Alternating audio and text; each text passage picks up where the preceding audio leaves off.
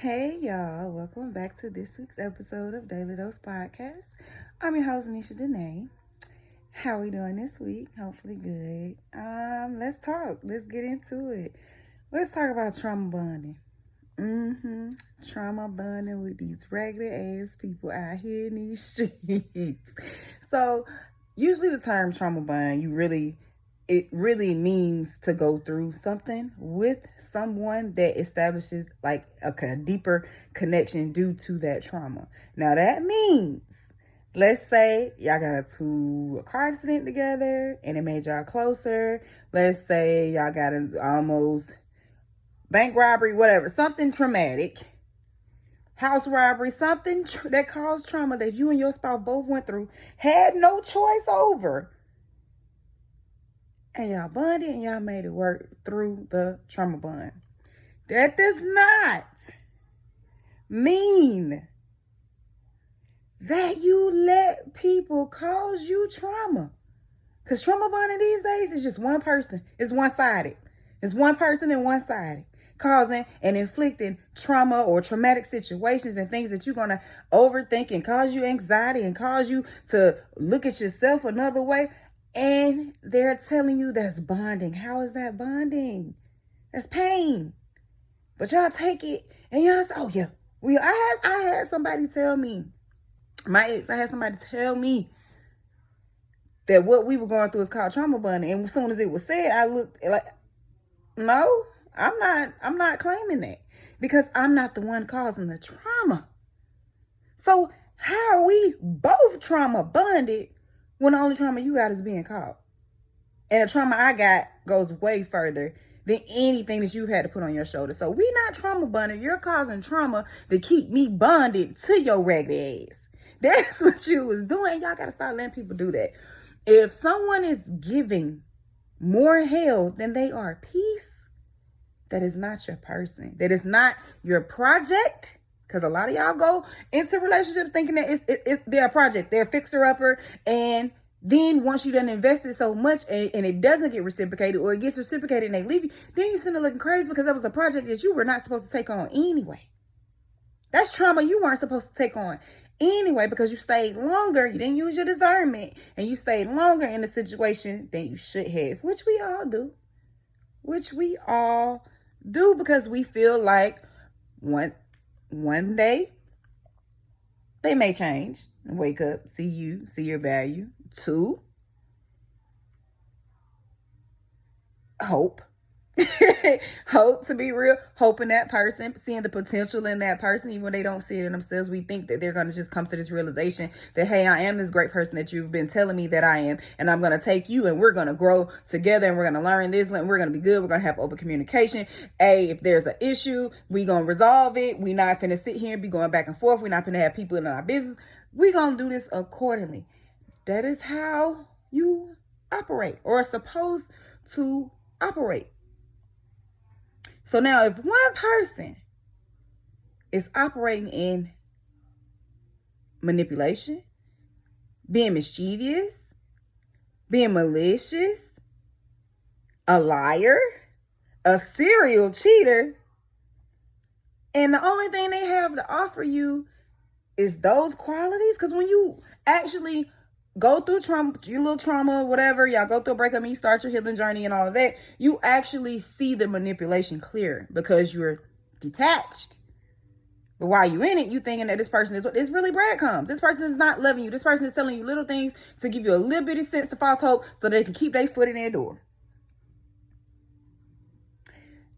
That is where you have to value yourself. That is where you have to put all that trauma up front. Make your list, pros and cons, put all that trauma up front and see what is the denominator, the common denominator. Who is the common denominator? And if you see that you're in a continuous trauma bond triangle with anyone that is not of good heart, good sound, good mind, good spirit, good body, any of those things, and they trying to just cause wreaking hell in your life, don't let nobody trauma bond you. Who are they to decide what it is you're going to go through? how strong you are, how much weight you can carry on your shoulders. Because if you keep letting somebody bomb you, oh, they're going to build a bigger bomb every time, a bigger, better bomb every time. And guess what? You're going to take it because you're strong. I'm a good person. I'm a good heart. I got this. I love you. Stop. Because one day, that bomb going to be the one they dropped on Hiroshima. And guess who's going to be broken? You are. They not.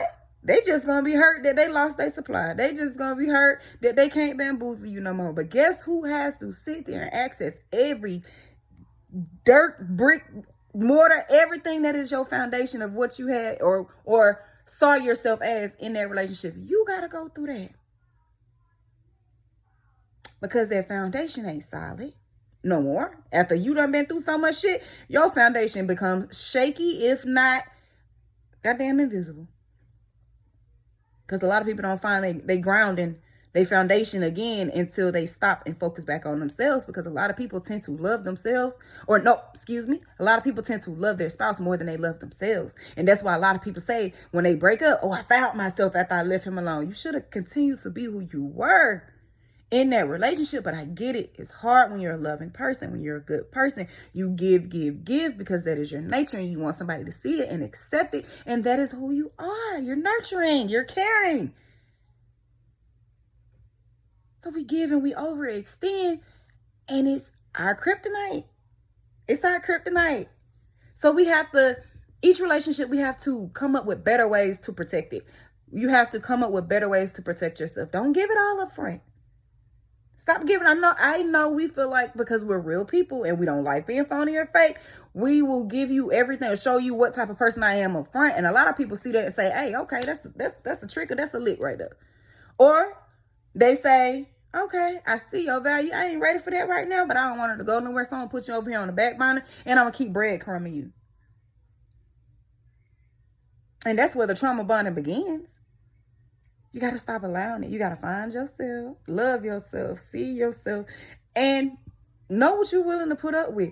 Your exes are your exes for a reason. That means that there was too many things in that relationship that was going on that y'all could not work out or work together, or there was something one-sided, or y'all did not come eye to eye. That is your ex for a reason. So when you dealing with the next person, remember all the warning signs that you learned from your ex that you ignored and apply them. And that's how you create stronger boundaries. You say, okay, I went through that before.